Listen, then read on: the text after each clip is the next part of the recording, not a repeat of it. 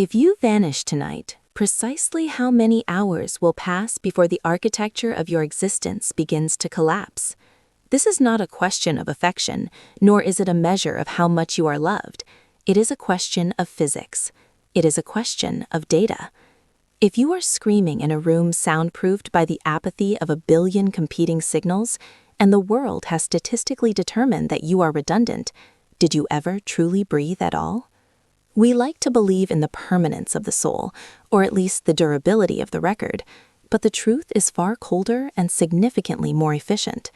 We are not carving names into stone anymore. We are writing in water, and the tide is coming in. Welcome to the study of the void. Welcome to the protocol. To understand erasure, you must first divorce yourself from the melodramatic concept of death. Death is a biological event, a cessation of metabolic function, a halting of the pump and the spark. It is messy, it is often loud, and historically, it is a public affair. Funerals are pageantry. They are anchors designed to keep the dead tethered to the living, to say, this happened. But erasure is the antithesis of the funeral. Erasure is not the end of a life. It is the retroactive cancellation of it. It is a specific, engineered silence. When we speak of the Erasure Protocol, we are speaking of a mechanism that does not merely kill the target, but sterilizes the environment where the target once stood. It is the difference between a stain on the carpet and a carpet that has been replaced entirely. The former implies a history of violence. The latter implies that the room has always been pristine. Consider the modern subject. You are a collection of vectors. You are a social security number, a credit score, a facial recognition pattern stored in a server farm in a jurisdiction you cannot pronounce, and a biological entity occupying space. We assume that destroying the biological entity is the difficult part. It is not. Biology is fragile. A few minutes without oxygen, a sudden shift in intracranial pressure, a microscopic introduction of a toxin, the machine stops. The fragility of the meat is the least interesting component of the protocol. The true masterwork of erasure lies in the dismantling of the digital ghost and the management of the cognitive shadow. Let us define that term, for it is the currency of the void. A cognitive shadow is the shape of the absence left in the minds of the collective. When a man goes missing, the shadow is sharp, defined by the panic of his family, the police reports, the posters on the street lamps. That shadow is loud. It demands attention. The protocol, however, is designed to soften the edges of that shadow until it blurs into the background noise of everyday misery. The goal is not to hide the disappearance, but to recontextualize it as a systemic failure rather than a malicious extraction. If a man vanishes, it is a tragedy. If a man is discredited, fired, divorced, and slowly alienated from his peers before he vanishes, it is simply a statistic. The protocol begins months before the physical removal. It is the slow, deliberate severing of the tethers. It is the isolation of the variable. You are walking through a city. You see thousands of faces. Do you remember them? No. You filter them out. The human brain is an erasure machine. It constantly edits reality to preserve sanity. If you remembered every face, you would go mad. The protocol weaponizes this neurological necessity.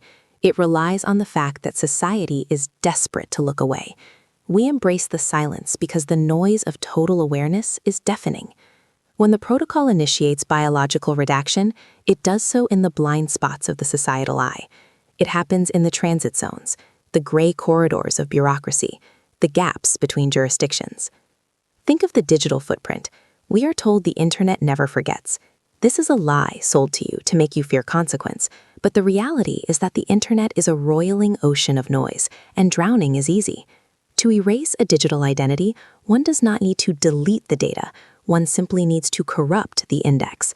If the library exists but the card catalog is burned, the book is effectively gone. The protocol floods the search parameters with disinformation, with dead links, with algorithmic static.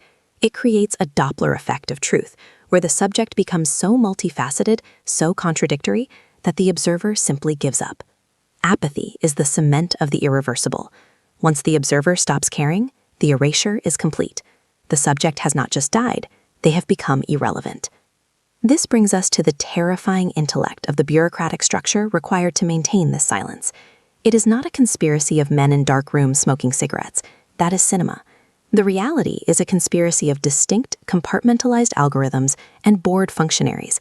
The clerk who deletes the tax record does not know the clerk who repossesses the vehicle, who does not know the contractor who scrubs the apartment, who does not know the operative who administered the paralytic.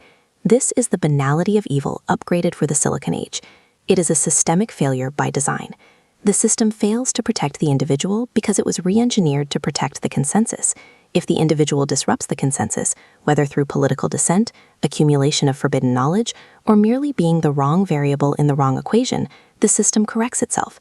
It heals the wound by removing the tissue. We must look at the physics of the irreversible. Why can silence not be undone? Because sound is energy, and energy dissipates. Information is structure, and entropy destroys structure. To reconstruct a life after the protocol has executed its cycle is like trying to unburn a book from the ash. The information is not hidden, it is chemically altered. When a person undergoes biological redaction, control the perception of the act. Violence is visceral. Sterilization is hygienic. We are conditioned to trust hygiene. We are conditioned to trust the clean white room, the redacted document, the official seal. The protocol wears the mask of order. But what of the victim? What is the experience of the erasure? It is the realization that your scream is not propagating. It is the nightmare of the glass wall. You are pounding against the barrier, and on the other side, the world continues to drink its coffee and check its stocks. The horror is not the pain. The pain is finite. The horror is the indifference. It is the sudden, crushing understanding that your existence was conditional, and the conditions have changed. In the final moments of biological redaction, the subject is forced to confront the absolute solitude of their consciousness. There is no audience. There is no witness. There is only the procedure. And when the procedure is finished, the irreversible nature of the silence,